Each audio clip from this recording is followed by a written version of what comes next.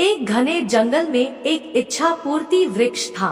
उसके नीचे बैठकर कोई भी इच्छा करने से वह तुरंत पूरी हो जाती थी। यह बात बहुत कम लोग जानते थे, क्योंकि उस घने जंगल में जाने की कोई हिम्मत ही नहीं करता था। एक बार संयोग से एक थका हुआ व्यापारी उस वृक्ष के नीचे आराम करने के लिए बैठ गया। उसे पता ही नहीं चला कि कब उसकी नींद लग गई। जागते ही उसे बहुत भूख लगी। उसने आसपास देखकर सोचा, काश कुछ खाने को मिल जाए।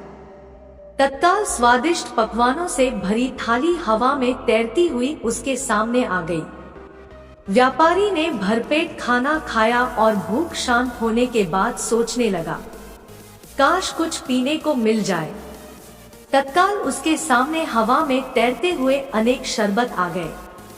शरबत पीने के बाद वह आराम से बैठकर सोचने लगा, कहीं मैं सपना तो नहीं देख रहा हूँ। हवा में से खाना पानी प्रकट होते पहले कभी नहीं देखा, नहीं सुना। जरूर इस पेड़ पर कोई भूत रहता है जो मुझे खिला पिला कर बाद में मुझे खा लेगा। ऐसा सोचते ही तत्काल उसके सामने एक भूत आया और उसे खा गया।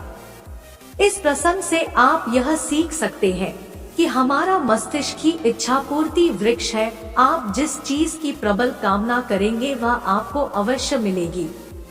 अधिकांश लोगों को जीवन में बुरी चीजें इसलिए मिलती हैं क्योंकि वे बुरी चीजों की ही कामना करते हैं।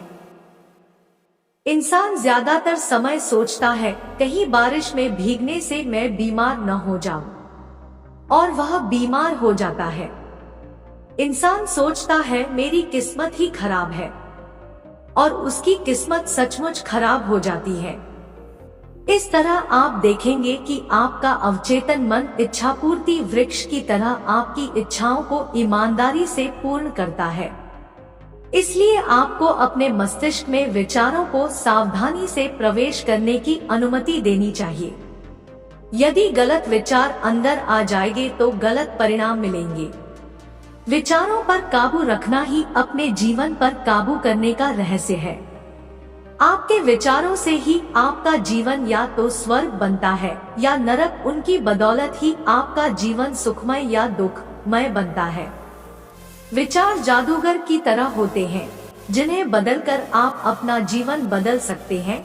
इसलिए सदा सकारात्मक सोच रखें, सदैव प्रसन्न रहिए। जो प्राप्त है पर्याप्त है। जय श्री राम।